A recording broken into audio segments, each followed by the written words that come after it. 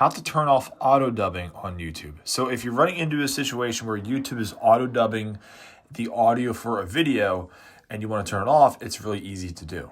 So what we can do is go to YouTube and we can go ahead and play a video. I'll pick this one here.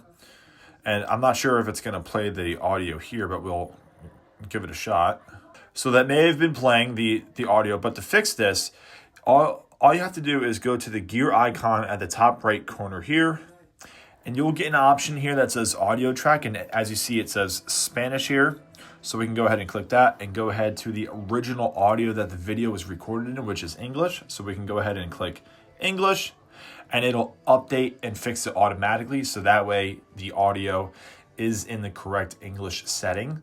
What you can do is also go out of YouTube and go to your settings, go down to General, and then scroll down to Language and Region, and make sure that your phone's language is also on English. And that's it.